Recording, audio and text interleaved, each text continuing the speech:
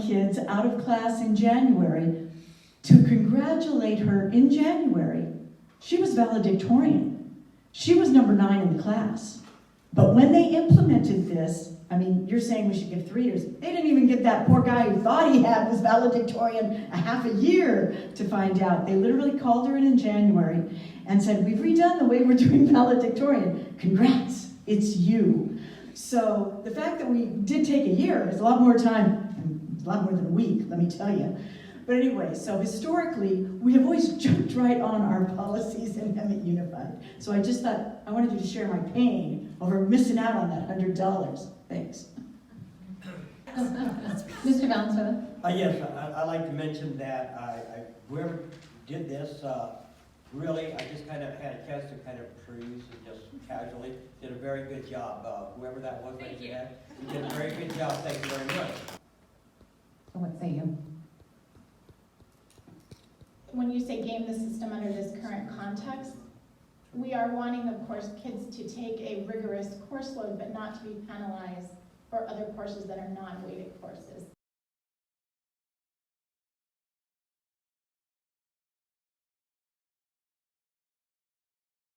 Thanks. I don't have much to say about this really, except I do remember the incredible amount of hours that Tracy and staff put into studying this question and bringing forward options for it.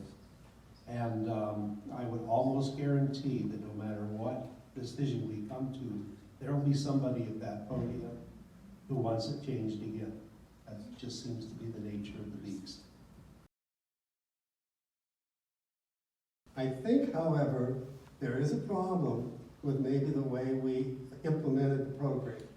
We probably should have waited 4 years before we implemented it so that the incoming freshmen could see what the policy was and do their appropriate calculations to get to be valedictorian, if that was their goal. So I kind of agree with Rob. And also concerns that came up around access and equity with the SAT. I'm concerned a little bit on a couple of bases, but if the goal was to de-emphasize the SAT, and now we're going to have kids focused in on these 28 classes, I think it's altogether possible you could end up with the SAT decided almost every year. Yeah. When people come in tight every year, in fact, I think it's that way at least 1 or 2 of the high schools this year.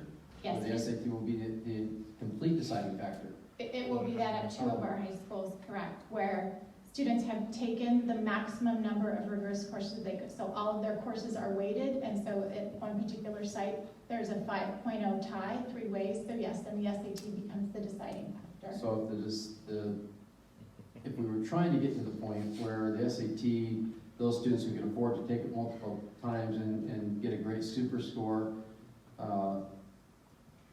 that didn't work so well, I don't think, because it's going to happen this year. I'm not sure that there is, but and please don't take that too critically. I'm just saying we didn't fix it. We were trying to cut the SAT out, which I personally believe it shouldn't be cut out. I think it'd be ought to be emphasized probably more than GPA. I know that's a minority opinion, but I think it could be. But A thumbs up vote would be to continue our conversation at our upcoming board meeting on March 5th. A thumbs down vote would be to keep our current policy in place and practice for this school year. So what say you? So we have 2 votes to